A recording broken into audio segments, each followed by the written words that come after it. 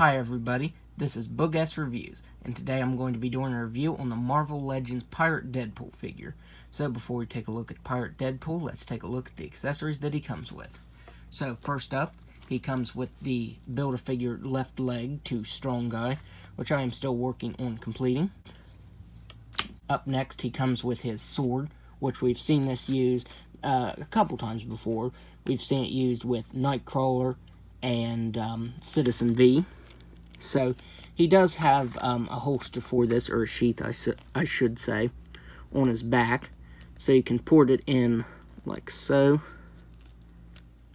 But as you can see, this does get in the way of his arm moving, and it will bend it. So I wish this could have been done just a little bit better, because you don't really get to use the sheath or the holster for any of his accessories.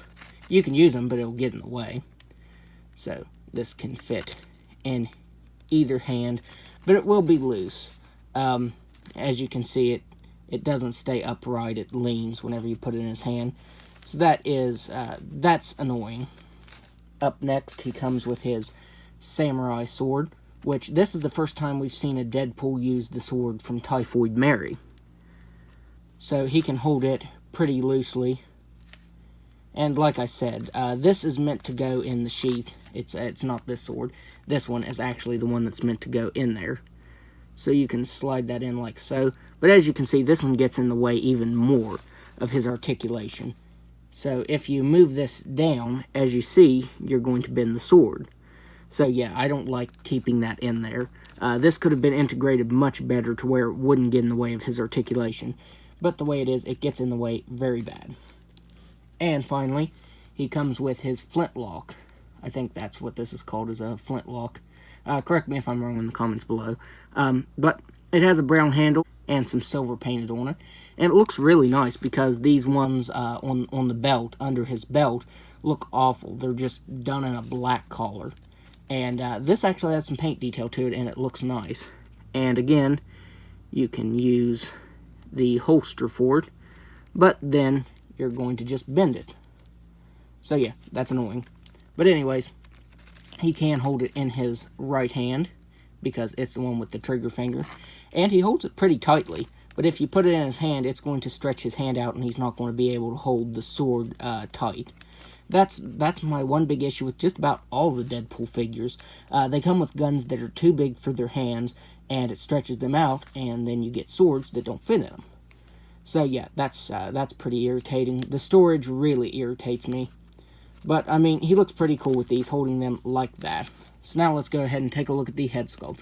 So the head sculpt is brand new. You get the normal Deadpool expression with the bandana and the pirate hat. And the pirate hat has some holes in it. Looks pretty good. He has this new cape piece, which is just cast in black. The only sort of paint detail to it is the white right here on the collar. And it's tattered at the bottom. And it's a separate piece. It just kind of floats. So when you're moving the figure around, it will shift back and forth. The torso is brand new, because as you can see, he has this new tunic with the DP on it in gold, and the gold down the front of it. And we also get this new belt piece that goes around his torso. It is a separate piece. At first I thought the cape and the belt were all one piece, but nope, they're two separate pieces. And on the waist here, where you get the belt and the two guns, this is actually inaccurate, because these are the flintlocks like he's holding right here. But actually, they should be pistols with silencers on them. So Hasbro did get that wrong. I will put an image up right here of what it's supposed to look like. Which, like I said, it's accurate for the most part. But yeah, I really wish these would have been the pistols with the silencers on them. You get this, I'm pretty sure this glove is new, because this isn't Captain America's or Cannonball's, because it has just a little bit of sculpting right there.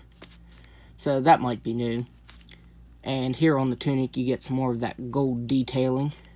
And he just uses the Bucky cap mold down here.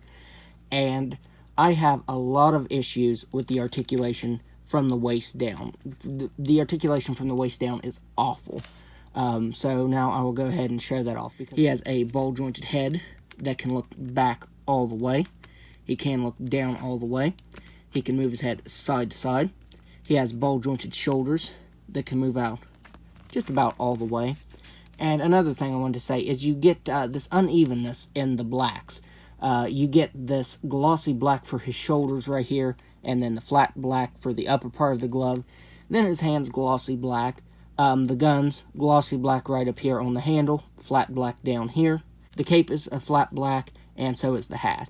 So yeah, I really wish that it would have just been an all flat black collar instead of using glossy and flat and mixing them. It just doesn't look good. Anyways, he has swivel at the bicep, double jointed elbow, swivel at the wrist that can move side to side, and up and down. And up and down. That's a little tight. He has a ball jointed waist that can move back all the way. He can move forward all the way. You can get him moving side to side and all the way around. Here is where the articulation gets bad. So he does have hip articulation under there, but for some reason, mine don't move at all. As you can see, it's just the leg wobbling.